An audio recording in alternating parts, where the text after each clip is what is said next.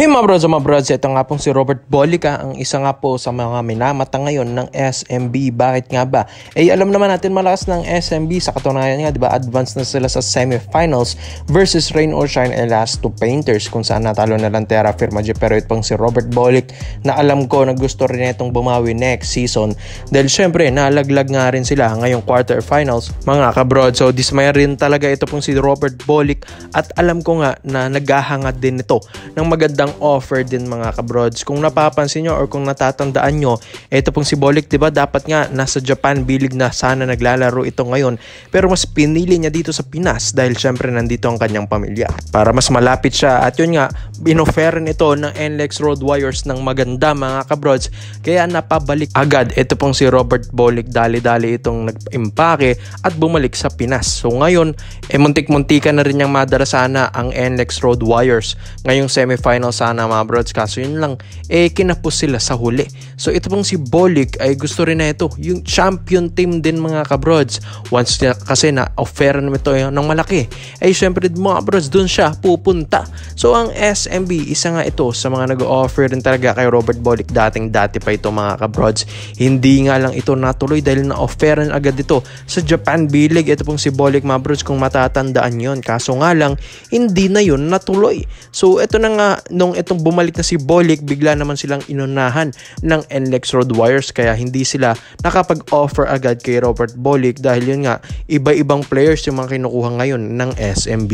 Pero kung mapapansin nyo, ito pong si Bolic gusto rin nito na mapunta rin sa isang champion team. Alam ko madidismay si Bolic dahil medyo hirap din siya sa NLEX Road Warriors na buhatin ito pong kupunan na ito, kaya nga diba na fell short sila sa bandang huli. So ito pong SMB, alam natin na malakas at talagang super studied ang lineup nito. Alam ko gustong gusto rin maglaro na ito ni Robert Bolic mga brods, at ayun nga, ang ganda ng benefits, ang ganda rin ng offer, at yun, magaganda rin yung mga players dito dahil syempre parang pamilya ka na rin dito sa SMB. Kaya pag-iisipan din ito ng agent ni Bolic dahil nga after ng season na ito ng All Filipino Cup, alam natin babalik na yung mga rookies, magpapapasok na ulit ng rookie draft, tapos magkakaroon na tayo ng import conference. Kaya yung mga bawat kupunan next season mga bros, magpapalakas na talaga bawat kupunan. So ito pong SMB, with or without Robert Bolic rin naman, malakas na talaga ang kanilang lineup. Pero kapag ito ay sinabayan mo pa ng Robert Bolic plus CJ Perez, ibang-iba na rin talaga ito pong SMB mga bros, dahil alam naman natin na malakas na talagang lineup nila. Pero syempre naghahanda rin sila sa future ng magiging lineup ng SMB, lalong-lalo na may mga edad na rin yung mga ibang players dito. Muntik-muntikan pa nga sa young lineup ng Terra Firma Jeep, diba? Ito pong SMB, sayang, dapat nagwi-waiting na lang sana sila sa semis dahil syempre twice a bit advantage sila, pero nakaisa ang Terra Firma Jeep. Pero bandang huli nanalo rin naman ang SMB mga kabrods, kaya ito po ay syempre kailangan din nila ng mga lineup na players na mga bata rin talaga mga brods. Kailangan mag-rebuild ng panibagong lineup ng SMB, which is mga bata-batang players like ito pong si Robert Bolic. Kaya mga brods, ito ay pag-iisipan nila dahil bali-balita nga baka offeran pa itong si Bolic sa mga ibang bansa or sa kahit anong liga sa Japan or Korea. Kaya ito pong SMB ay alam natin malaki talagang offer nito. May narinig ba kayo ng mga SMC players na napunta na ng mga Japan B-League or kahit anong liga sa ibang bansa? Diba? Wala talaga mga brods. It's either mga MVP groups or independent teams yung mga players na nanggagaling doon. Kaya ito ay pag-iisipan na ng SMB. Kaya ikaw mga brods, at sa tingin nyo ba, ito po bang si Robert Bolic ay maglalaro na ba ito sa SMB next season?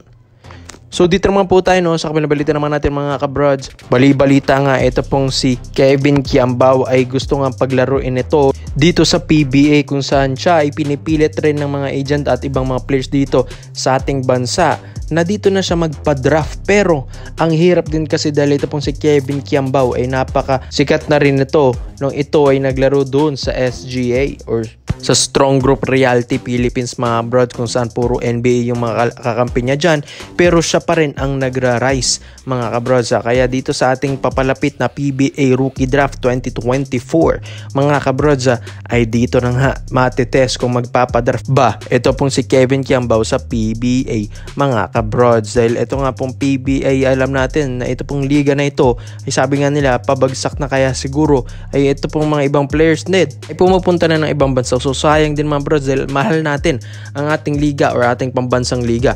Sana siguro ay makuha nila ito pong loob ni Kevin Kiambao para nga ay may aabangan at bagong aabangan ulit tayo sa PBA. So isang Barangay Nebra San Miguel sa mga minamata or nagmamata dito po kay Kevin Kiambao mga kabrods. Pero siya ay minamata naman ng Goyang Sono Sky Gunners, ang koponan sa KBL or Korean Basketball League, as well as ito pong si Jetroy Rosario. Short term lang yung kontrata doon ni Jetroy, pero ito pong si Kevin Kiambao siguro nga ito ay magiging long term contract at iba rin naman yung bigayan doon. So ito pong si Kiambao, alam natin ang dami nang nag-o-offer dito mga bros, pero hindi pa rin ito umaalis ng ating bansa. Ang dami nga niyang pinaglalaroan ng mga pick-up games dyan, di ba? Sa mga bawat city, bawat barangay dito sa Pinas, pinaglalaroan niya ni Kevin Kiambao. Siguro nga may pending itong offer sa PBA, kaya siguro hindi ito makaalis-alis sa ating bansa. So ito pong Hinebra kasi alam natin ang laki rin mag-offer nito mga brods, lalong-lalo na si Kevin Kiambao pa yan. Gusto rin nilang makuha ang player nito, 6'7" player, at yun nga napabilib talaga si Coach Tim Con dito nung nahawakan ito ni Coach Tim sa Asian Games at sa FIBA World Cup mga kabrods. Biruin nyo, 6'7" na agile na player, athletic, maganda ang kanyang shooting form, magandang kanyang shooting percentage mga brods, at isa pa dito yung passing or court vision ni Kevin Kiambao. Dito talaga napapabilib ito pong si Coach Tim Con at yung kanyang hustle sa laro. So makikita mo talaga sa bata na ito na gustong manalo. Kaya ang Barangay Nebra San Miguel nakamata at naka-steady dito sa pag-target kay Kevin Kiambao sa ating paparating na PBA Rookie Draft 2024. Sa ngayon kasi, ito pong si Kiambao, ang dami rin kasing mga aligid din sa kanya na ito, kunin mo to dahil ito mataas ang offer na ito. Pero siguro si Kiambao ay napapamahal na rin dito sa atin sa Pinas.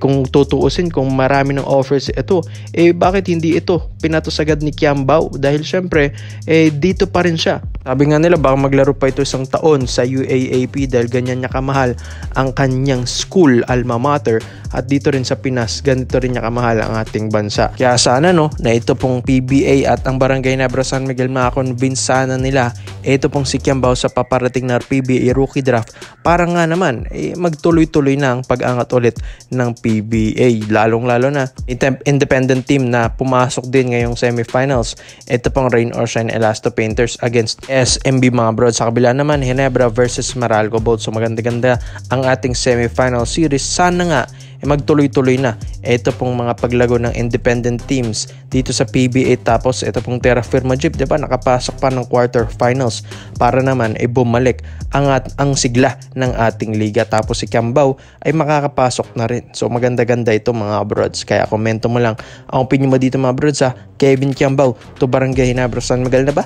Yun lang, I'm out.